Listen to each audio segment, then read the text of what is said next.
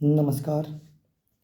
दिव्य नेत्र the vision लाया है बिहार पुलिस के लिए असली मैराथन।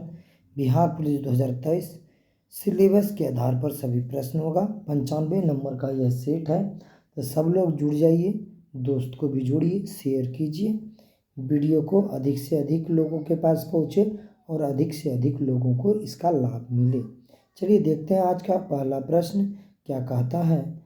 पहला प्रश्न है आपके सामने में स्क्रीन पे कि कौन सा उर्वरक तत्व भूमि में डालने के तुरंत बाद स्थिरित मतलब फिक्स्ड हो जाता है। यह फास्फोरस, पोटेशियम, नाइट्रोजन, कैल्शियम। तो आपका उत्तर हो जाएगा फास्फोरस। फास्फोरस सब तत्व को जमीन में डालने के साथ तुरंत क्या हो जाता है, फिक्स्ड हो जाता है भूमि के अंदर मतलब मिट्टी में। चलिए नेक्स्ट प्रश्न की ओर बढ़ते हैं। सब लोग कमेंट करते रहिएगा, कमेंट करने में कोई कमी मत दिखाइए। अगला प्रश्न है आपके सामने में, लाभ का पद परिभाषित हुआ है। तो लाभ का पद परिभाषित करने का अधिकार या फिर लाभ का पद क्या है, इसका संपूर्ण अधिकार किसके पास है सर? संविधान द्वारा निर्मित है, सर्वोच्च न्यायालय द्वारा, या फिर संघीय मंत्रिपरिषद द्वारा, या संसद द्वारा। तो लाभ का पद को परिभाषित करने का अधिकार मतलब परिभाषित कौन कर सकता है, तो यह है सर्वोच्च न्यायालय के पास। सर्वोच्च न्यायालय डिसाइड करेगा कौन सा पद लाभ का पद है और कौन सा पद लाभ का पद नहीं है। तो सब लोग कमेंट करते रहिए, लाइक अभी तक नहीं किए हैं तो जो लोग लाइक नहीं किए हैं लाइक करते रहिए, चैनल को सब्सक्राइब करते रहिए, अपने अपने दोस्तों को भेजिए। नेक्स्ट नंबर है 3 नंबर बाबू, काफ़ी आसान प्रश्न है। 3 नंबर, कौन सा बैंक भारत का केंद्रीय बैंक है? तो भारत का केंद्रीय बैंक कौन सा है जो सेंट्रल गवर्नमेंट के हाथ में है? तो Bharat bank of India, reserve bank of India, state bank of India, या फिर यूनियन बैंक ऑफ इंडिया। तो आपके पास तो उत्तर सबका सही आ रहा है, सबका उत्तर सही आ रहा है। सब लोग कमेंट करते रहिए। 2-3 दिन से लाइट गायब है, हम भी 1-2 दिन से गायब थे, 2-4 दिन से ऑब्वियसली गायब थे, तो इसलिए थोड़ा निरंतर नहीं हो पाया वीडियो। सब लोग आज से कंटिन्यू क्लास रहेगा, चाहे हम डायरेक्ट आएंगे लाइव या फिर रिकॉर्डेड डायरेक्ट होगा, मतलब डेली होगा। तो इस प्रश्न का उत्तर क्या हो गया? Reserve bank of India Bharat का क्या है सर? भारत का केंद्रीय बैंक है। सबको पता होना चाहिए, बी नंबर उत्तर सही हो जाएगा।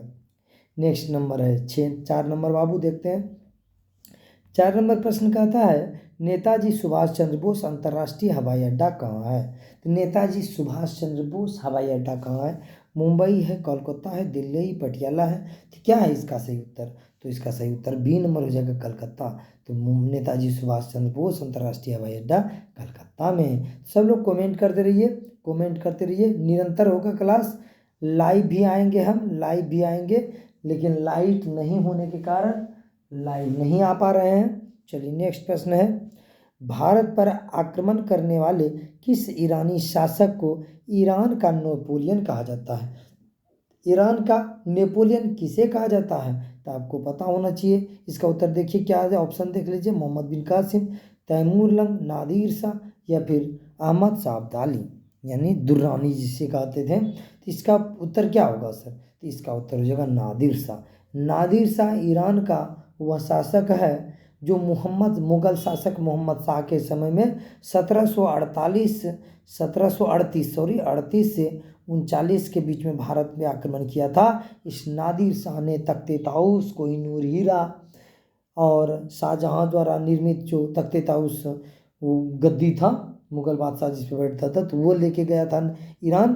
तो ये नादिर शाह हो जाएगा, नादिर शाह हो जाएगा। इन्होंने ही कोहिनूर हीरा भी लेके गया था। चलिए फिर बाद में इसका पोता शाह शुजा होगा जिसने फिर वो सिख शासक को गिफ्ट कर देगा।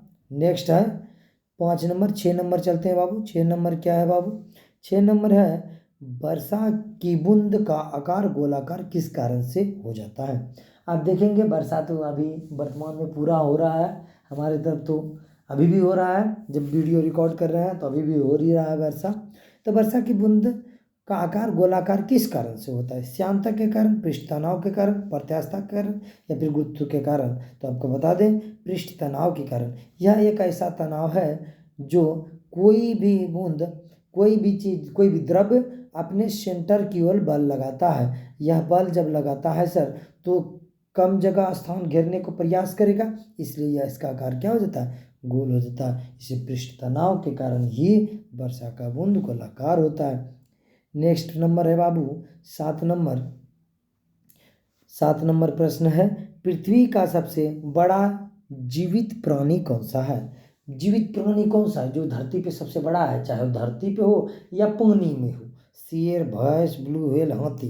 तो आपको पता है इसका प्रश्न ब्लू व्हेल हो जाएगा, क्योंकि धरती पे पानी में ब्लू व्हेल एक स्तनधारी जीव पाया जाता है। मछली कहिए आप, स्तनधारी जीव कहिए, ब्लू व्हेल यह सबसे बड़ा जीव है धरती पे, इससे बड़ा जीव नहीं है। पहले डायनासोर हुआ करता था, लेकिन ब्लू व्हेल सबसे बड़ा जीव है अभी धरती पे। और स्थल भाग में हाथी सबसे बड़ा जीव है। यदि अफ्रीकन हाथी रहे ऑप्शन में तो फिर अफ्रीकन हाथी को मारने में कोई कोताही मत बरतिएगा। तो सब लोग कमेंट करते रहिए, वीडियो को ज़्यादा से ज़्यादा शेयर कीजिए। बहुत कम समय बचा है, आप लोग जल्दी जल्दी क्लास कीजिए और पढ़ने बैठिए। इतना पढ़िए कि अब की बार ही आप जॉब ले लीजिएगा। नेक्स्ट नंबर प्रश्न है बाबू, जनहित याचिका दायर की जा सकती है उच्च न्यायालय में, सर्वोच्च न्यायालय में, दोनों में, इनमें से कोई नहीं। तो आपको पता होना चाहिए जनहित याचिका एक ऐसी याचिका जो किसी व्यक्ति के लिए कोई भी जारी कर सकता हो सके कि खुद कोर्ट जनहित याचिका निकाल सके समझे। तो जनहित याचिका कोई भी दायर कर सकता है, किसी के खिलाफ दायर कर सकता है। तो जनहित याचिका दायर की जा सकती कहाँ पे, उच्च न्यायालय और सर्वोच्च न्यायालय दोनों में दायर की जा सकती थी।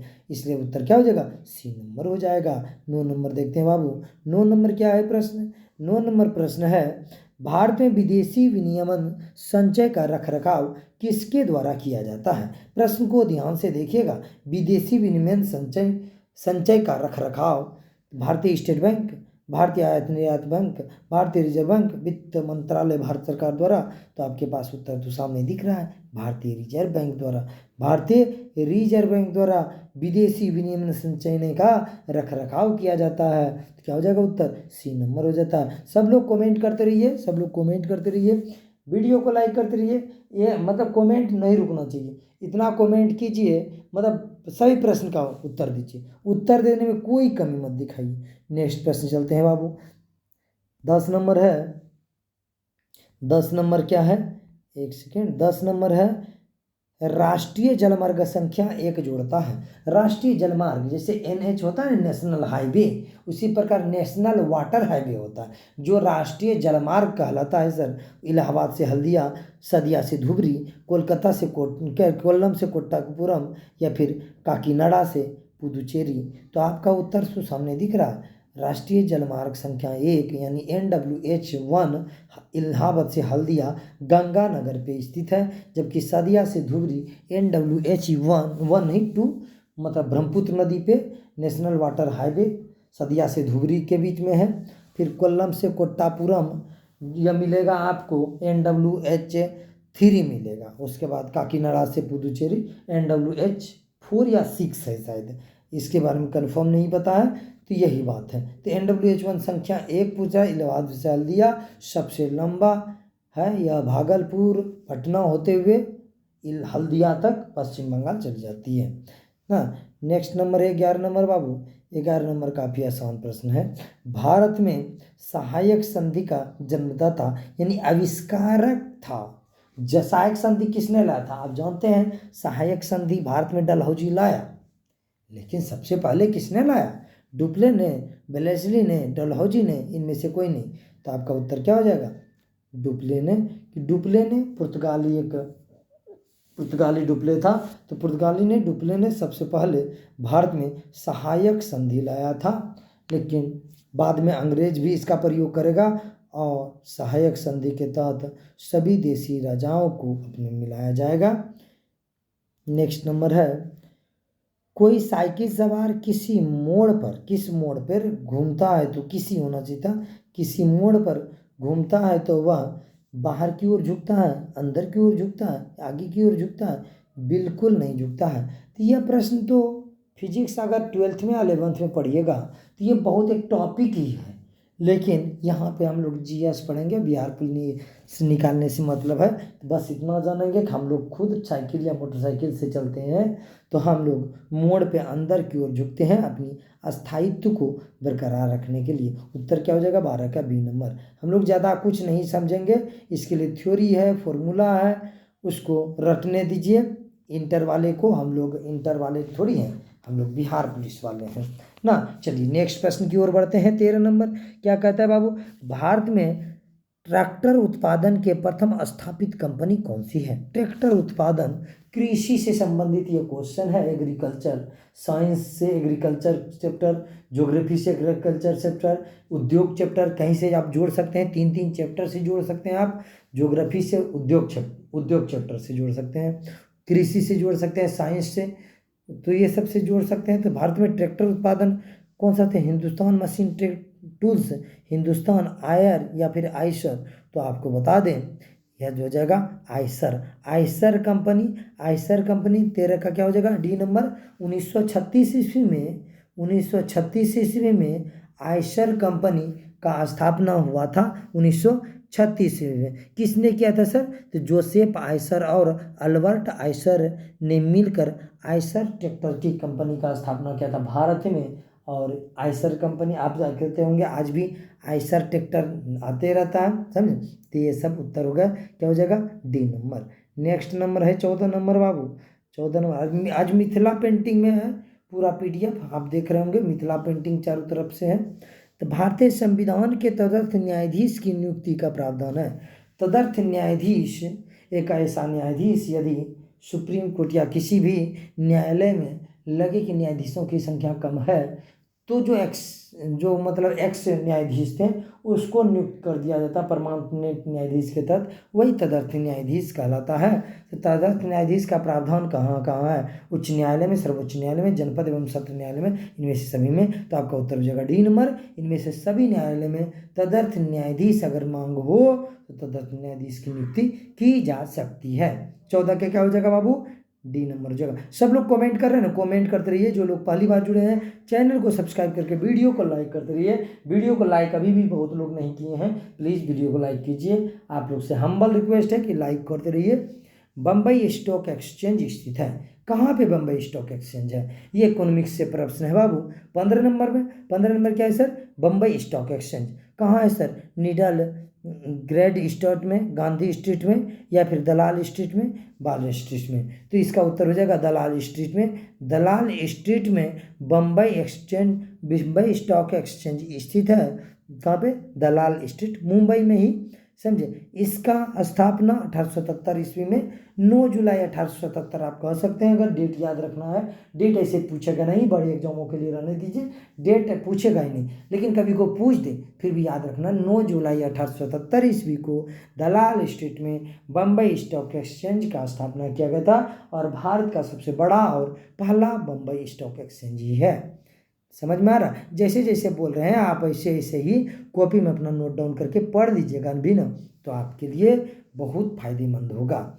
हिमालय पार की नदियां हैं, मतलब ऐसा नदी जो हिमालय के उत्थान से पहले बह रही हो और हिमालय की घाटियों को काट काट के, हिमालय पर्वत को काट काट के बहती हो।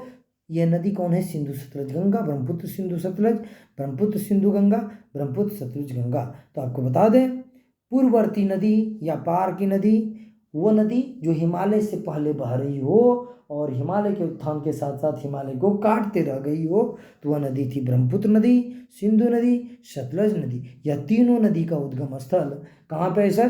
तिब्बत के पठार पर, मानसरोवर झील, चेमायुंग ग्लेशियर। तो याद रखिएगा, राजस्थान बहुत सारा झील है, एक्चुअली सबसे बड़ा झील मानसरोवर झील है। तो याद रखिएगा मानसरोवर झील के पास से ही सभी नदी निकलती है, ब्रह्मपुत्र चाहे सिंधु या सतलज। नेक्स्ट नंबर है बाबू 17 नंबर। 17 नंबर है किसके द्वारा मंदिरों में प्रवेश के अधिकार की मांग की प्रस्तुति के कारण 1896 में तिरुनेलवेली में भयंकर दंगे हुए थे। मंदिर में प्रवेश के लिए किया गया था यह दंगा, समझे। मंदिर में प्रवेश करने के लिए सब लोग आया, और जानबे करते हैं आप लोग, सब कोई जानते हैं प्राचीन काल में अछूतों को मंदिर में प्रवेश करने का अधिकार नहीं था, और वर्तमान काल में भी लगभग कुछ इसी प्रकार की मानसिकता के कुछ लोग उपस्थित हैं जो समाज को पीछे की ओर लेके जा रहा है, जिसे दूरी बनाना आवश्यक है। समाज डेवलप की ओर बढ़ रहा है, मंदिर में कोई प्रवेश करेगा, भगवान सबका है, भगवान सभी धर्मों का है। बहुत लोग तो दूसरे धर्म से हिंदू धर्म में आ रहा है, हमको बहुत अच्छा लगता है कि जब आ रहा है वो लोग तो उसको मंदिर में प्रवेश नहीं करने दीजिएगा। अरे वो जानता है, आपके बुराई को नहीं जानता है, वो लोग प्रवेश कर रहा है। विदेशी लोग भी देखते हैं कि कृष्ण और राधा के प्रेम में है, और भगवान हिंदू धर्म में आ रहा है लोग, उसको नहीं पता है कि हिंदू धर्म में मंदिर प्रवेश भी नहीं करने देता है कुछ जाति को। अगर वो पता चल जाए तो आएगा नहीं। इसलिए ये सब मानसिकता खोना चाहिए, निकालना चाहिए। वो प्राचीन परंपरा जो भी है, अगर वो परंपरा से हम लोग पीछे की ओर जाएंगे तो उस परंपरा का त्याग करना चाहिए। हम लोग आगे की ओर बढ़ने वाले इंसान हैं। विश्व देखें, चांद पे जा रहा है लोग, मंगल पे जा रहा है, और हम लोग कहाँ जा रहे हैं, किस ओर जा रहे हैं? तो ये मानसिकता का त्याग होना चाहिए। चलिए फालतू बातों को छोड़ते हुए मुख्य बिंदु पे आते हैं। तिरुनेलवेली कहाँ है सर? तिरुनेलवेली केरल में है। यहाँ पे नडार ने मंदिर प्रवेश के लिए आंदोलन चलाया था, और दंगा भड़का था भयंकर, और बहुत सारा अछूत मारा गया था इसमें। चलिए नेक्स्ट नंबर है बाबू 18 नंबर क्या नंबर है, क्या क्वेश्चन कहता है सर? अंतरिक्ष यात्री अंतरिक्ष में सीधे खड़े नहीं रह सकते हैं, क्योंकि ये साइंस एंड टेक्नोलॉजी से भी प्रश्न है। साइंस से भी जा सकते हैं, जोड़ सकते हैं इसको, और अंतरिक्ष अनुसंधान से भी जोड़ सकते हैं। तीन जगह से जोड़ सकते हैं इस प्रश्न को। गुरुत्व नहीं होता है, या फिर फिजिक्स से जोड़ सकते हैं। वायुमंडल में श्यानता बल बहुत तीव्र होता है, या फिर वायुमंडल तो अंतरिक्ष में होता ही नहीं। सौर वायु ऊपर की ओर बल लगाती है, और बल लगाती होना चाहिए। वायुमंडल बहुत कम होता है, तो इसका उत्तर क्या हो जाएगा? गुरुत्व नहीं होता है, जिसके चलते कोई भी व्यक्ति सीधा खड़ा नहीं हो सकता है। कहाँ पे सर? वायुमंडल, अंतरिक्ष में, वायुमंडल में, अंतरिक्ष में। 18 क्या हो जाएगा? ये नंबर। नेक्स्ट प्रश्न है बाबू 19 नंबर है। तीव्र गति से, क्या नंबर है क्वेश्चन? तीव्र गति से बढ़ने वाला पेड़ है। तीव्र गति से बढ़ने वाला पेड़ कौन है? बरगद, कसिया, यूकेलिप्टस, नीम। तो आपको बता दें, तीव्र गति सबसे तेजी गति से बढ़ता है सर यूकेलिप्टस का पेड़, या यूकेलिप्टस से पेड़ मिलेगा दक्षिण भारत में, आपको तमिलनाडु नीलगिरी क्षेत्र में मिलेगा यूकेलिप्टस का पेड़। कर्नाटक, केरल सगरों मिलेगा यूकेलिप्टस। विश्व में सबसे ज़्यादा तेज गति से बढ़ने वाला पेड़ है यूकेलिप्टस। नेक्स्ट नंबर है बाबू 20 नंबर। सब लोग कमेंट करते रहिए, मजा लीजिए क्लासों का। ये मत देखिए कि सामने सर है कि नहीं है। सर तो प्रत्यक्ष या अप्रत्यक्ष रूप से हमेशा आपके साथ बने रहते हैं। आप लोग जो भी व्हाट्सएप ग्रुप से जुड़े हैं, आप लोग कभी भी प्रश्न पूछते हैं तो हम जैसे देखते हैं कि प्रश्न पूछा बच्चा, तुरंत हम रिप्लाई देते हैं।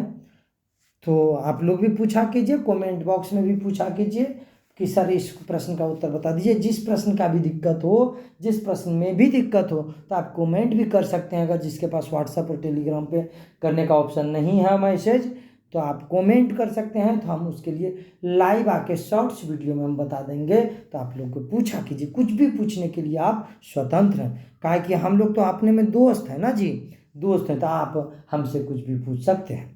तो भारत के कार्यवाहक मुख्य न्यायाधीश की नियुक्ति कौन करता है? कार्यवाहक मुख्य न्यायाधीश, समझे? मतलब अगर मुख्य न्यायाधीश की जरूरत है तत्काल, और न्यायाधीशों की संख्या कम है, केस अधिक है, तो कार्यवाहक मुख्य न्यायाधीश की नियुक्ति कर सकता है। तो कौन करता है सर? राष्ट्रपति की पूर्व स्वीकृति से भारत का मुख्य न्यायाधीश, या फिर राष्ट्रपति या भारत के मुख्य न्यायाधीश, इनमें से कोई नहीं। तो आपको पता होना चाहिए, न्यायाधीशों की नियुक्ति राष्ट्रपति ही करेंगे किसी भी कंडीशन में। 20 का क्या हो जाएगा उत्तर? बी नंबर हो जाएगा। क्या हो जाएगा बाबू? बी नंबर हो जाएगा। नेक्स्ट प्रश्न की ओर बढ़ते हैं। 21 नंबर देखते हैं। 21 नंबर है बाबू, क्या सर? बैंकिंग लोकपाल का क्या काम है? बैंकिंग लोकपाल आपको पता है, लोकपाल भ्रष्टाचार को खत्म करने के लिए सभी विभागों में लोकपाल की नियुक्ति की जाती है। तो बैंकिंग लोकपाल का क्या काम है? तो बैंक की नई शाखाओं के लिए लाइसेंस जारी करता है, ऋण के लिए ब्याज दर निर्धारित करता है, बसों के लिए बैंक ऋण का प्रभारी करता है बसों के लिए, या फिर ग्राहक की शिकायतों का प्रावधान करता है। तो आपके पास तो उत्तर आ गया, कि आपका शिकायत लोकपाल ही करेगा, तो ग्राहकों की शिकायत का प्रावधान करता है कौन? बैंक लोकपाल। ग्राहक किसका? तो बैंक का ग्राहक। 22 नंबर है सर। 22 नंबर क्या कहता है प्रश्न? गंगा ब्रह्मपुत्र डेल्टा क्षेत्र का वन निम्नलिखित में से किस नाम से जाना जाता है? आप देखेंगे गंगा और ब्रह्मपुत्र डेल्टा में मैंग्रोव वन का विकास हुआ है, मानसून वन, वर्षा वन, पतझड़ वन। आपका क्या उत्तर हो जाएगा? D number mangrove one. आपके पास मैंग्रोव वन के स्थान पे अगर सुंदर वन मिले, लवन कच्छ वन मिले, तो कुछ भी रहेगा तो वही मारेंगे आप। मैंग्रोवा वनस्पति के कारण ही इसे मैंग्रोव वन कहा जाता है। और गंगा और ब्रह्मपुत्र डेल्टाई क्षेत्रों में मैंग्रोव वनस्पति तो है, लेकिन वो वनस्पति सुंदरी नामक है, तो सुंदरी नामक वनस्पति के कारण वो भी वनस्पति मैंग्रोव वनस्पति ही है। तो सुंदरी वनस्पति लवन कच्छ वनस्पति होने के कारण उसे सुंदरवन का डेल्टा कहते हैं, जो विश्व का सबसे बड़ा डेल्टा है। तो आप कभी को पूछे कि विश्व का सबसे बड़ा डेल्टा कौन सा है, तो आप बोलेंगे गंगा और ब्रह्मपुत्र नदी की डेल्टा, सुंदरवन डेल्टा, जो बंगाल की खाड़ी में अपना मतलब क्षेत्र में बनाती है, जनता बनाती है। नेक्स्ट नंबर है बाबू, ब्रिटिश हाउस ऑफ कॉमन्स का चुनाव जिस प्रथम भारतीय ने लड़ा था वे थे। फिशम्बरी से लड़ा था, जीते भी थे दादाभाई नौरोजी, गोपाल कृष्ण गोखले, फिरोज शाह मेहता, WC बनर्जी। तो आपके पास तो उत्तर इसका होना चाहिए, क्या होना चाहिए सर? इसका उत्तर हो गया दादाभाई नौरोजी। दादाजी भाई नौरोजी लिबरल पार्टी से 1892 से 95 के बीच हाउस ऑफ कॉमन्स का हिस्सा रहे थे, 92 से 95 के बीच, याद होना चाहिए। लिबरल से फिशम्बरी से जीते थे चुनाव दादाभाई नौरोजी। समझ में आया? दादाभाई नौरोजी को क्या कहा जाता है? ग्रैंड ओल्ड मैन कहा जाता है। और द्वितीय कांग्रेस का अधिवेशन जो कलकत्ता में 1886 ईस्वी में बुलाया गया था, उसका अध्यक्ष भी दादाभाई नौरोजी ने किया था। 1906 के कलकत्ता अधिवेशन का भी अध्यक्षता दादाभाई नौरोजी ने ही किया था। नेक्स्ट है, उत्प्लावकता का सिद्धांत वैज्ञानिक है। उत्प्लावकता या उत्प्लवन का नियम किसने दिया था? आर्किमिडीज ने, न्यूटन ने, लुई पास्टर ने, इनमें से सभी ने। तो आपका पास उत्तर आ गया, आर्किमिडीज साहब ने ही उत्प्लावकता का नियम या उत्प्लवन का नियम दिया था, आर्किमिडीज ने। समझा? इसे आर्किमिडीज का भी सिद्धांत कहते हैं। नेक्स्ट नंबर है बाबू 25 नंबर। 25 नंबर क्या कहता है प्रश्न? क्या है? फॉर्मलिन। आप जानते हैं फॉर्मलिन किसके उपचार में उपयोगी है? किसके उपचार में फॉर्मलिन दिया जाता है? तो आपको देखते हैं सड़ने गलने से बचाने के लिए आदमी का लाश भी ज़्यादा दिन तक रखना फॉर्मलिन मिला के लगता है, आपको बताते हैं। जैसे बीज उपचार के लिए, हाँ भाई, बीज के उपचार के लिए बीज में छोटा छोटा उसमें कीड़ा मकोड़ा नहीं लगे तो उसके उपचार फॉर्मलिन लगा देंगे तो बीज एक रहेगा अच्छा। मृदा उपचार के लिए, स्टेरिलाइजेशन के लिए, तो स्टेरिलाइजेशन के लिए तो उपरयुक्त सभी हो जाएगा, उपरयुक्त सभी हो जाएगा। फॉर्मलिन आपको बताइए कि मतलब सब चीज़ के लिए ये रखेगा कि आपको अगर दे दे कि मतलब लाश को हॉस्पिटल में रखना है 2-4-5 साल, तो फॉर्मलिन मिला के रखा जाए, फॉर्मलिन में रखा जाता है। 26 नंबर है बाबू, बहुत गंदा महकता है। एक बार हमको सुनने का अवसर मिला था, मेरा एक चचेरा भाई नहीं, क्या फुफेरा भाई डॉक्टर है, वही दिया था इसके लिए। नेक्स्ट है, प्रकलन समिति के सदस्य हैं। तो प्रकलन समिति के सदस्य कौन है? केवल लोकसभा में चुने जाते हैं। मतलब केवल प्रकलन समिति के सदस्य कहाँ से चुने जाते हैं? केवल लोकसभा में चुने जाते हैं, लोकसभा और राज्यसभा दोनों में चुने जाते हैं, या फिर केवल लोकसभा से चुने जाते हैं, राज्यसभा से, सॉरी, इनमें से कोई नहीं। तो आपके पास प्रश्न का उत्तर क्या हो जाएगा? केवल लोकसभा से चुने जाते हैं। यह प्रकलन समिति संसद की सबसे बड़ी समिति है। इसका सदस्यों की संख्या 30 होता है। यह सिर्फ लोकसभा से चुना जाता है, प्रकलन समिति। समझे? लोक लेखा समिति में 22 सदस्य और 15 सदस्य लोकसभा से और 7 सदस्य राज्यसभा से। लेकिन यहाँ प्रकलन समिति है, प्रकलन समिति के सभी सदस्य लोकसभा से चुने जाते हैं और सबसे बड़ी समिति इसके 30 सदस्य होते हैं। 26 का क्या हो जाएगा? ए नंबर केवल लोकसभा से। 27 नंबर क्या कहता है बाबू प्रश्न? 27 नंबर कहता है, वो काफ़ी आसान प्रश्न है, भारतीय अर्थव्यवस्था के उदारीकरण का अग्रदूत किसे माना जाता है? आप जानते हैं आर्थिक मंदी 1991 के बाद उदारीकरण आया भारत की अर्थव्यवस्था में, और उसका प्रणेता कौन है? चिदम्बरम साहब या मनमोहन सिंह या विमल जलान या फिर PV नरसिम्हन राव? तो आपको बता दें, डॉक्टर मनमोहन सिंह भारतीय अर्थव्यवस्था का क्या माना जाता है? उदारीकरण का अग्रदूत माना जाता है। यह भूतपूर्व प्रधानमंत्री थे। अपने कार्यकाल के दौरान बहुत कम बात किए, लेकिन अर्थव्यवस्था को बिगड़ने नहीं दिए थे ये व्यक्ति। बात करने से क्या होता है, अर्थव्यवस्था में बहुत कंट्रोल रखा इन्होंने। चलिए, इनका योगदान भारत में असीम है। चलिए आगे बढ़ते हैं। निम्नलिखित नदी डेल्टाओं में से किन पर मैंग्रोव वन पाए जाते हैं? मैंग्रोव वन किन पे पाए जाते हैं? नर्मदा, स्वर्णरेखा, कृष्णा, गंगा। नीचे दिए गए कूट का प्रयोग करके सही उत्तर चुने। क्या होगा सर? 1 और 3, मतलब नर्मदा और कृष्णा। तो आपको बता दें, जो नदी बंगाल की खाड़ी में गिरती है वो सभी नदी डेल्टा बनती है, और डेल्टा वन के साथ उस डेल्टा में मैंग्रोव वन का विकास हुआ है। तो नर्मदा नदी तो आप जानते हैं ज्वार नदमुख बनाती है। तो यहाँ जहाँ डेल्टा है, डेल्टा जब है ये नहीं, ज्वार नदमुख है, तो यहाँ का तो पानी डायरेक्ट नदी में घुस जाएगा। समुद्र और नदी का पानी मिलते जुलते रहेगा। तो बताइए, ज्वार नदमुख है तो यहाँ पे मैंग्रोव वन पाया जाएगा? तो नहीं। तो 1 नंबर छोड़ के जो भी होगा 2, 3, 4, स्वर्णरेखा, कृष्णा, गंगा, यह तीनों डेल्टा बनाती है और मैंग्रोव वन का विकास है। डी नंबर सही उत्तर हो जाएगा। नेक्स्ट नंबर है बाबू 29 नंबर। 29 क्या कहता है? 29 कहता है सर, पंजाब केसरी का खिताब किसको दिया गया था? पंजाब केसरी का खिताब किसको दिया गया था?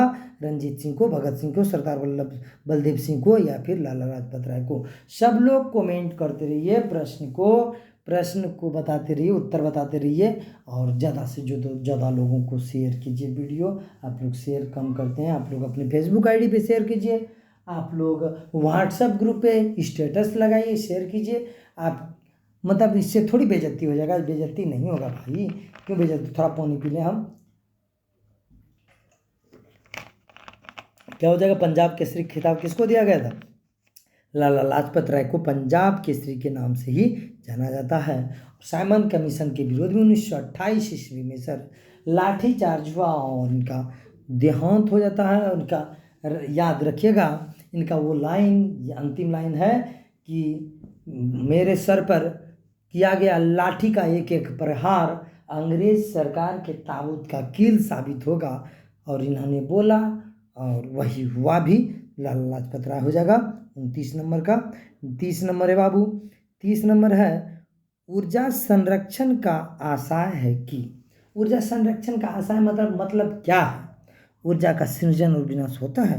ऊर्जा का सृजन हो सकता है, विनाश नहीं। ऊर्जा का सृजन नहीं हो सकता, किंतु विनाश हो सकता है। ऊर्जा का न तो सृजन हो सकता है और न ही विनाश हो सकता है। तो आपके पास तो उत्तर आ गया। ऊर्जा का न तो सृजन होता है सर, और न ही विनाश होता है। ऊर्जा एक रूप में से दूसरे रूप में परिवर्तित होता है। जैसे हम बोल रहे हैं तो हम ऊर्जा को खाने के रूप में लिए और ध्वनि के ऊर्जा के माध्यम से आपके पास पहुंचा रहे हैं, लेकिन ध्वनि ऊर्जा से रूपांतरित होता है माइक के द्वारा।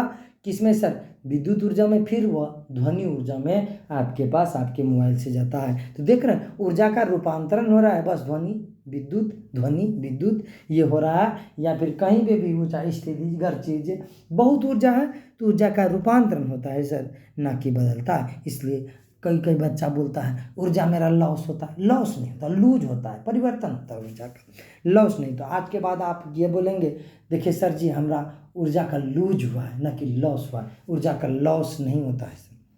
बहुत ऊर्जा लॉस हो गया ऐसा नहीं कहिए, ऊर्जा लूज कहिए आप, कि लूज होता है ना कि लॉस होता है। नेक्स्ट नंबर है बाबू, विटामिन ए का प्रचुरतम स्रोत है। विटामिन ए किसमें पाया जाता है? गाजर है, टर्निप है, पालक है, या फिर मूली है? तो विटामिन विटामिन ए है सबसे अधिक गाजर में पाया जाता है। और इसका रासायनिक नाम भी याद रखिएगा, रेटिनॉल। सबको पता होगा vitamin A, B, C, D और विटामिन B12 तक, उधर बी का कॉम्बिनेशन है। तो सारा याद कर लीजिएगा, बहुत ज़्यादा ज़रूरी है। एक तो हमको पूछने का चांस लगता है रासायनिक नाम। नेक्स्ट नंबर है, नहीं हो पूछेगा तो आप याद रहना चाहिए, अगर पूछ दे तो आप बता दीजिएगा, क्योंकि ये सब मूल प्रश्न है, मूल प्रश्न पूछते रहता है। भारत के नियंत्रक एवं महालेखा परीक्षक का कार्यकाल है। नियंत्रण एवं महालेखा परीक्षक आपको पता है, अनुच्छेद 148 में इसका वर्णन है। लेखाओं पर नियंत्रण करने का 6 वर्ष की आयु तक, या फिर 6 वर्ष या 65 वर्ष से आयु तक, जो भी पहले पूर्ण हो, इनमें से कोई नहीं। तो आपका उत्तर तो सामने आ गया। अनुच्छेद 148 में जिस महानियंत्रण व महालेखा परीक्षक के बारे में वर्णन मिलता है सर, उसका कार्यकाल 6 वर्ष या 65 वर्ष जो भी पहले हो उसका कार्यकाल तक होता है। वर्तमान में हमारा नियंत्रण एवं महालेखा परीक्षक भारत का गिरीश चंद्र मुर्मू साहब हैं। गिरीश चंद्र मुर्मू क्या है? नियंत्रण एवं महालेखा परीक्षक है। राष्ट्रपति प्रत्येक 6 वर्ष के लिए क्या करता है? इसे 6 वर्ष या 65 वर्ष के लिए एक नियंत्रण एवं महालेखा परीक्षक का नियुक्ति करता है। तो नियुक्ति कौन करता है? राष्ट्रपति साहब। नेक्स्ट है बाबू 33 नंबर क्या कहता है मास्टर? निम्नलिखित में से कौन सी जगह भारत के नोटों की छपाई की जगह नहीं है? कहाँ पे नोट की छपाई नहीं होती? आपके पास जो नोट रुपया आता है वो मैसूर में, सलबोनी में, झांसी में, नासिक में। तो आपके पास उत्तर तो आ ही गया, झांसी में नहीं है, बाकी तीनों जगह पे सर नोटों की छपाई होती है। तो इसका 33 का क्या हो जाएगा? सी नंबर हो जाएगा। सब लोग कमेंट करते रहिए। वीडियो को अभी तक लाइक नहीं किए प्लीज़ लाइक कीजिए। सब लोग चैनल को भी सब्सक्राइब कीजिए। लाइट जैसे आ जाएगा तो हम लाइव आना प्रारंभ कर देंगे। लाइट नहीं है बाबू, शायद सुनिए खंभा कहीं गिर गया है 11,000 वाला ही, तो क्या कीजिएगा। चलिए, महात्मा गांधी जल विद्युत उत्पादक प्लांट कहाँ स्थित है? तो महात्मा गांधी जल विद्युत उत्पादक केंद्र, तो बताइए जोग प्रपात पर, शिव समुद्रम प्रपात पर, गोकक प्रपात पे, इनमें से कोई नहीं। तो आपके पास तो उत्तर आ गया जोग प्रपात, जो कर्नाटक राज्य में शरावती नदी, साबरमती नहीं शरावती नदी पर जोग प्रपात पे ही महात्मा गांधी जल विद्युत उत्पादक प्लांट है। याद रखिएगा सब लोग। नेक्स्ट प्रश्न है 35 नंबर। 35 नंबर कहता है सर, कांग्रेस लीग समझौता जिसे लखनऊ समझौता 1916 का दूरगामी परिणाम क्या हुआ था? लखनऊ समझौता जिसे कांग्रेस लीग समझौता भी कहते हैं, लीग मतलब मुस्लिम लीग। इस समय 1916 में लखनऊ समझौता हुआ था सर। यहाँ पे गांधी जी भाग लिए थे, लेकिन गांधी जी उस समय राष्ट्रीय लेवल पे नहीं थे, 15 में आए थे। उनका छवि उस स्तर पे उस समय तत्काल नहीं था, समझे। तो वो क्या हुआ था सर, तो उस समय कांग्रेस और लीग के बीच समझौता हुआ और दोनों एक ही मंच पे दिसंबर ईस्वी में 1916 दिसंबर में भाग लिया था, लखनऊ समझौता किया। और दोनों कांग्रेस क्या किया, 1909 ईस्वी जो आप जानते हैं मार्ले मिंटो सुधार, 1909 मार्ले मिंटो सुधार में मुस्लिम लीग को पृथक निर्वाचन क्षेत्र दिया था मिंटो के द्वारा, लॉर्ड मिंटो के द्वारा। तो आपको पता है, लेकिन इस मुस्लिम को पृथक निर्वाचन क्षेत्र का जो दिया गया था उसका विरोध कांग्रेस पूरा किया था, लेकिन 1916 में कांग्रेस ने इसे मान लिया। ठीक है, मुस्लिम को जो दिया गया है पृथक निर्वाचन क्षेत्र उसे रहने दीजिए, कांग्रेस ने मान लिया। एक बात मान लीजिएगा ना किसी का एक दिन, तो बाद में वो बड़ा बात फिर बोलेगा, फिर वो मानिएगा, फिर बड़ा बात बोलेगा, फिर मानिएगा, समझे। तो एक बार अगर झुक गए किसी के सामने तो आपको जिंदगी भर झुकाते रहेगा।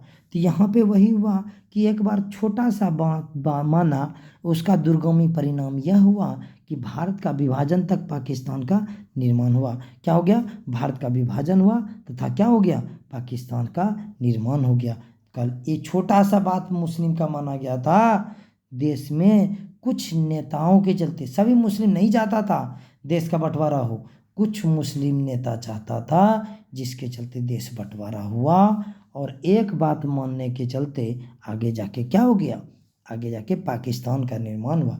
1916 में न जवाहरलाल नेहरू थे ढंग से, ना ही ये क्या ना महात्मा गांधी ढंग से थे। लेकिन क्या कीजिएगा, मानने वाले बात मान लीजिएगा तो बाद में बड़का बात मनवाएगा। इसलिए किसी के सामने कभी झुका मत कीजिए। अगर दिल से लगे कि हम सही हैं, समझे, अगर हाँ आपको लगे कि हम गलत हैं तो झुकने में कोई बुराई नहीं है। लेकिन यदि लगे कि हम सही हैं, यदि आपको लगे कि एकदम हम सही हैं, परफेक्ट हैं, हम अपने दिल को सोचिए, टटोलिए, कहीं हम गलती तो नहीं किए। गलती कीजिए तो झुकिए, लेकिन गलती नहीं किए हैं तो फिर झुकना, एक बार झुक जाइएगा ना तो फिर बहुत बड़ा दिक्कत होता है भविष्य में जाके। तो पृथ्वी का पलायन वेग है, 15 किलोमीटर पर सेकेंड, 21.1 किलोमीटर पर सेकेंड, 7 किलोमीटर पर सेकेंड, 11.2 किलोमीटर पर सेकेंड। तो पलायन वेग का क्या मान होता है? 11.2 किलोमीटर पर सेकेंड। तो मतलब पलायन वेग किसे कहते हैं सर? पृथ्वी पर से कोई वस्तु ऊपर की ओर फेंका जाता है अंतरिक्ष में, तो यदि वह अंतरिक्ष में चला जाता है और पृथ्वी के गुरुत्वाकर्षण को तोड़ के, मतलब पृथ्वी पर लौट के नहीं, आप देखिएगा ईटा ऊपर उठा के फेंकिए ऊपर, तो फिर से पुनः पृथ्वी पे गिरेगा। लेकिन आप फेंके हैं, अब कोई मशीन से ऐसा फेंकिएगा 11.2 किलोमीटर पर सेकेंड के रफ्तार से, तो वो कहाँ चला जाएगा? अंतरिक्ष में चला जाएगा। इसे ही क्या कहा जाता है? पलायन वेग कहा जाता है। पृथ्वी का पलायन वेग कितना है? 11.2 किलोमीटर पर सेकेंड है। नेक्स्ट नंबर है, भारत के दुग्ध उत्पादन में 3 गुना बढ़ोतरी का मुख्य कारण है। भारत में 3 गुना बढ़ोतरी हो गया था दुग्ध में, तो क्या कारण था सर? 37 नंबर का प्रश्न बताइए। तो इसका कारण था 1970 ईस्वी में डॉक्टर वर्गीज कुरियन द्वारा ऑपरेशन फ्लड का प्रारंभ हुआ था। 20 नंबर जिसे श्वेत क्रांति के नाम से जानते हैं। दुग्ध उत्पादन अमूल का कंपनी का स्थापना हुआ, और अमेरिका जो विश्व का सबसे बड़ा दूध का उत्पादक देश था, उसको पछाड़ दिया भारत ने, और वर्तमान तक पछाड़ के रखा है। भारत विश्व में सबसे अधिक दुग्ध उत्पादक देश है। समझे? तो क्या हो जाएगा? ऑपरेशन फ्लड 37 का क्या हो जाएगा? C number. इसे दूध का सही उपयोग कीजिए। दूध का सही उपयोग है कि दूध को कम से कम बर्बाद कीजिए, बर्बाद नहीं करना चाहिए। दूध पीने वाला चीज़ है, इसलिए दूध का बर्बाद मत कीजिए। आप हम जो कह रहे हैं आप समझ रहे हैं दूध का बर्बादी कहाँ हो रहा है, तो वो उस जगह नहीं होना चाहिए। देखिए, आप बोलिएगा कि सर मेरा दूध है, मेरा मन, अरे आपका मन है, लेकिन अगर वो दूध आप पिएंगे तो उससे ज़्यादा फायदा करेगा। उसके बाद अगर वो पिए और मान लीजिए आप बर्बाद किए उतना दूध, सबको यही सोच के मेरा दूध है, मेरा दूध है, मेरा पैसा लगेगा, उतना चीज़ बर्बाद होगा। अगर उतना बर्बाद होगा तो पीने के लिए भी तो चाहिए आपको, चाय में, तो चाय में फिर दूध चाहिए, तो फिर दूध तो कम बचा क्योंकि बर्बाद ज़्यादा हो गया। अगर कम बचा है तो वस्तु का दाम क्या बढ़ेगा। वस्तु का दाम बढ़ेगा तो फिर गरीब कैसे पिएगा? तो गरीब तो नहीं पिएगा हो। अगर दूध जितना है उसका टोटल सदुपयोग हो तो फिर दूध का दाम बहुत कम रह जाएगा भारत में, तो गरीब लोग भी पिएगा। इसलिए देखिए, कहीं ना कहीं आप कुछ भी बर्बाद करते हैं तो उसका ये नहीं कि मेरा अनाज था हम बर्बाद कर दिए, नहीं भाई, उस पे एक एक जीव का अधिकार होता है धरती पे, क्योंकि आप भी इस धरती से लिए हैं। आपका वो पर्सनल नहीं है, आप खरीदे हैं, इसका मतलब ये नहीं कि आपका पर्सनल हो गया, उस धरती से लिए हैं। समझे? प्रकृति से आप लिए हैं। प्रकृति जो भी प्रदान करती है वो सभी जीवों के लिए करती है। समझे? प्रकृति सभी जीवों के लिए वो चीज़ प्रदान की है, सिर्फ आपके लिए नहीं गेहूं लगा दिया है। भले आप लगाएं, सभी जीवों के लिए गेहूं लगाएं। नेक्स्ट नंबर है, मनुष्य सभी जीवों के लिए, मनुष्य के साथ साथ सभी जीवों के लिए। नेक्स्ट है, निम्नलिखित में से कौन भारत का कंसोलिडेटेड फंड, यानी इसे क्या कहते हैं सर? संचित निधि का नियंत्रण पर्यवेक्षक करता है। कौन करता है सर? भारत का नियंत्रण माहौल लेखा परीक्षक, संसद, भारत वित्त मंत्री, इनमें से कोई नहीं, तो आपको पता होना चाहिए। सर क्या पर्यवेक्षक कौन था? पर्यवेक्षक मतलब नियंत्रण कौन करता है? तो नियंत्रण एवं माहौल लेखा परीक्षक अनुच्छेद 148 में जिसका वर्णन है यही करता है। इसका सब रख रखाव करता है, पर्यवेक्षक करता है। क्या हो जाएगा? उत्तर ए हो जाएगा। संसद तो बताएगा कि संचित निधि यानी कंसोलिडेटेड फंड से कितना निकलेगा, कितना रखाएगा आकस्मिक निधि में। समझे? तो ये सब बात होना चाहिए। 266 में संचित निधि है, अनुच्छेद 266 में, और 267 में आकस्मिक निधि, याद रखिएगा।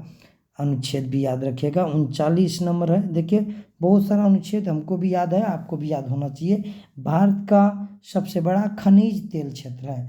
भारत का सबसे बड़ा खनिज तेल क्षेत्र कौन है sir? Kaveri basin, Kutch basin, Assam क्षेत्र।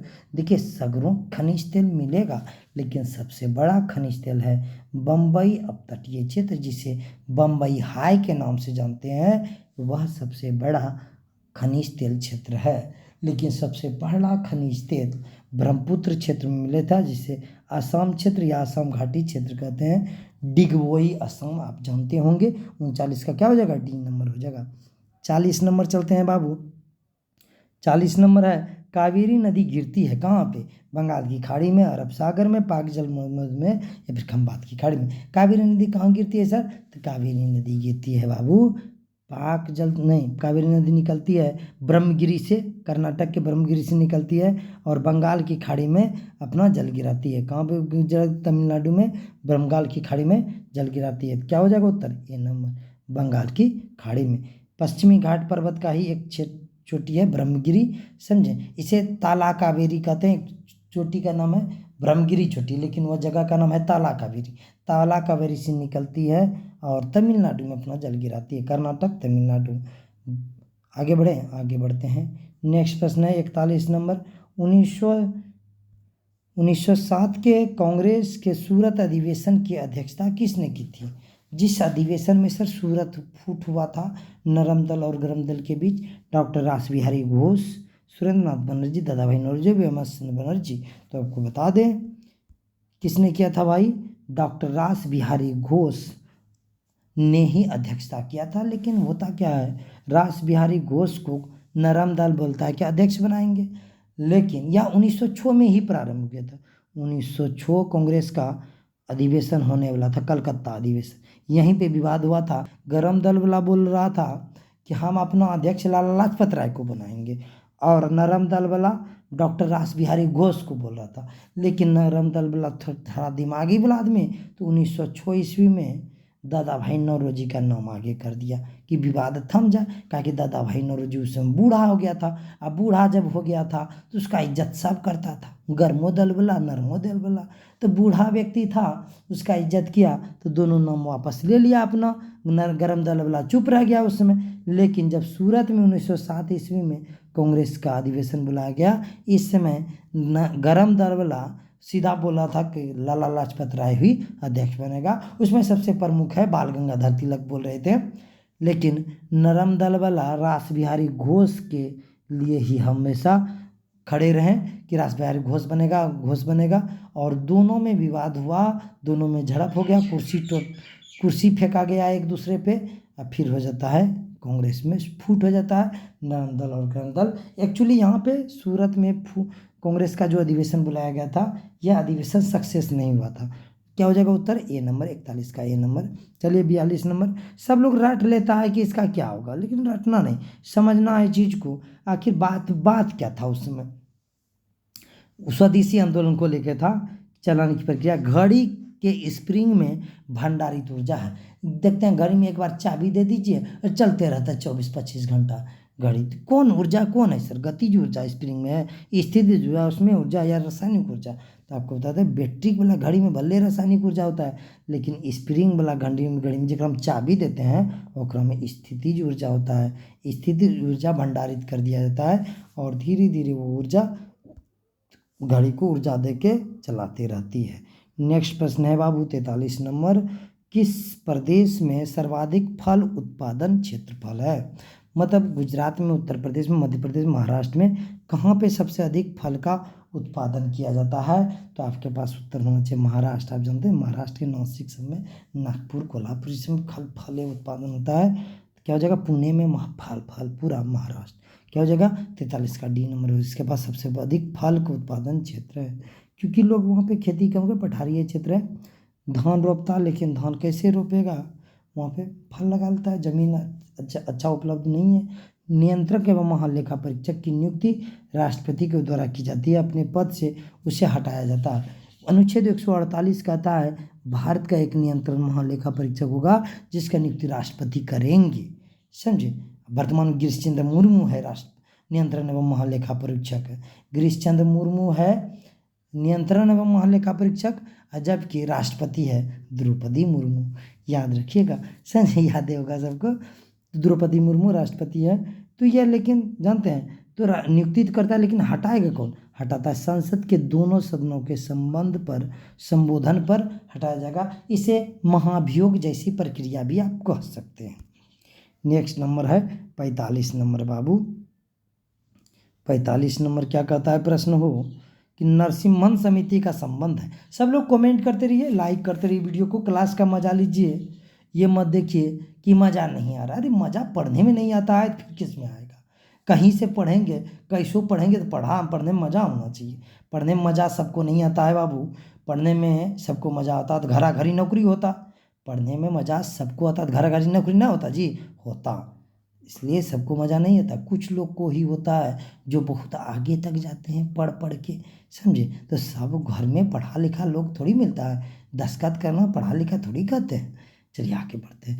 नरसिम्हन समिति का संबंध है भारी उद्योग के विकास में, बैंक क्षेत्र के सुधार में, बीमा क्षेत्र के सुधार में, इनमें से कोई नहीं। तो आपके पास उत्तर तो आ गया सामने। 1991 ईस्वी में बैंक क्षेत्र के सुधार में सर, वो आर्थिक मंदी के बाद जो हुआ था सर, नरसिम्हन समिति का नियुक्ति हुआ था। किसके समय में? डॉक्टर मनमोहन सिंह इस समय कार्यरत रहेंगे। नरसिम्हन समिति बैंक क्षेत्र के सुधार के लिए, याद रखिएगा 1941 में।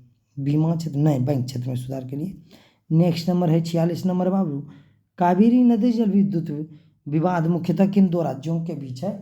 मुख्यतः, लेकिन और राज्य है यहाँ पे, केरल भी हो जाएगा, क्योंकि केरल भी कावेरी अपवाह तंत्र में आता है, क्योंकि केरल से दूसरी नदी आके कावेरी मिलती है, समझे। लेकिन मुख्य नदी राज्य है दो, आंध्र प्रदेश तमिलनाडु, केरल कर्नाटक, या केरल तमिलनाडु, कर्नाटक एवं तमिलनाडु। तो उत्तर हो जाएगा कर्नाटक एवं तमिलनाडु। कावेरी नदी जल विवाद मुख्यतः दो राज्य हैं। अगर संपूर्ण पूछिएगा तो कर्नाटक हो जाएगा, तमिलनाडु हो जाएगा, केरल भी एक राज्य हो जाएगा, और पुदुचेरी केंद्र शासित प्रदेश, पुदुचेरी केंद्र शासित प्रदेश भी हो जाएगा। 46 का डी नंबर हो जाएगा। नेक्स्ट नंबर है 47 नंबर बाबू। 47 नंबर है बंगाल 1905 में विभाजित हुआ, जिसके विरोध के फलस्वरूप यह पुनः एकत्रित हो गया। अब जानते हैं बंगाल विभाजन लॉर्ड कर्जन ने 1905 ईस्वी में किया था, लेकिन 1911 ईस्वी में जब दिल्ली दरबार का गठन किया जाएगा तो फिर से बंगाल विभाजन को रद्द कर दिया जाएगा और राजधानी स्थानांतरित करके कलकत्ता से दिल्ली ला दिया जाएगा। लॉर्ड जॉर्ज पंचम और उसकी रानी आई थी महारानी मैरी। तो महारानी मैरी और जॉर्ज पंचम के स्वागत में दिल्ली दरबार का गठन किया गया था 1911 में, समझे, 1911। नेक्स्ट याद रह गया। इसी समय मुंबई में गेटवे ऑफ इंडिया बना था स्वागत में। नेक्स्ट है डोरी से बांधे हुए एक पत्थर को तेजी से वृत्त में घुमाया जाता है। हम लोग खूब घुमाते थे बच्चों में, एक तो गिट्टी बांध देते थे, बोरा जो से जाते थे पढ़ने के लिए स्कूल, तो बोरा से खींच देते थे डोरी और गिट्टी बांध के खूब घुमाते थे, खूब घुमाते थे वृत्त में। तो वही घुमाते समय अचानक डोरी टूट जाता तो क्या होता है सर? तब पत्थर स्पर्श रेखांकित उड़ जाता है पृथ्वी के भीतर। जैसे पत्थर भीतर की ओर नहीं, बाहर की ओर तीव्रता गति करता है। सी नंबर उत्तर हो जाएगा, बाहर की ओर तीव्रता गति करता है। क्या हो जाएगा उत्तर? सी नंबर हो जाएगा। नेक्स्ट नंबर है 49 नंबर बाबू। सामान्य भैंस की श्वसन गति होती है। सामान्यतः भैंस की श्वसन गति क्या होती है? बगल में चिड़िया चुनमुना रहा है। 10 से 15 दिन प्रति मिनट, 15 से 20 बार प्रति मिनट, 20 से दिन नहीं पर बार होगा, 20 से 25 बार प्रति मिनट, 25 से 30 बार प्रति मिनट। तो सामान्यतः भैंस का श्वसन गति 10 से 15 बार प्रति मिनट है, समझे, याद रखिएगा। मतलब 1 मिनट में 10 से 15 बार ही भैंस सांस लेता है। आगे बढ़ें, 50 नंबर देखते हैं बाबू। 50 नंबर क्या करता है? प्रश्न हो, प्रकलन समिति के कितने सदस्य होते हैं? आपको बताए थे उसी समय, प्रकलन समिति संसद की सबसे बड़ी समिति है। प्रकलन समिति में टोटल सदस्य लोकसभा से ही होंगे और इसमें कुल 30 सदस्य होते हैं। सभी सदस्य लोकसभा से होते हैं, लेकिन लोक लेखा समिति के 22 सदस्य होते हैं, 15 लोकसभा से, 7 राज्यसभा से। प्रकलन समिति का जो अध्यक्ष होता है वो विपक्ष दल का, प्रकलन समिति लोक लेखा समिति का जो अध्यक्ष होता है वो विपक्ष का नेता होता है, लेकिन प्रकलन समिति का जो अध्यक्ष होता है सर, तो उसी पैनल से चुना जाता है। 30 सदस्य होता है, इसके बाद सभी लोकसभा से। 50 का क्या हो जाएगा? C number. नेक्स्ट प्रश्न है बाबू। चलिए प्रश्न तो सभी खत्म हो गया बाबू, प्रश्न खत्म हो गया। चलिए, तो दिव्य नेत्र द विजन बाय प्रियतम सर आपके लिए लाया था बिहार पुलिस का असली मैराथन। तो इंस्टाग्राम आईडी से भी जुड़ सकते हैं, दिव्य नेत्र द विजन इंस्टा आईडी मेरा, फेसबुक आईडी भी है दिव्य नेत्र द विजन। आप सर्च कीजिएगा तो फॉलो कर लीजिएगा। फ्रेंड रिक्वेस्ट भेजिएगा तो मज़ा नहीं आएगा, क्योंकि फ्रेंड रिक्वेस्ट हम एक्सेप्ट ही नहीं कर पाएंगे, बहुत सारा फ्रेंड हो चुका है। फॉलो कर लीजिएगा। तो ब्लड डोनेट करते रहिए आप। ब्लड डोनेट करना बहुत ज़्यादा ज़रूरी है। ब्लड डोनेट कीजिए, इससे कोई कमजोरी नहीं होता है। कोई गलत फैला दिया है कि ब्लड डोनेट करने से कमजोरी होता है, ऐसा कुछ बात नहीं है। ब्लड डोनेट कीजिए, रक्तदान महादान है।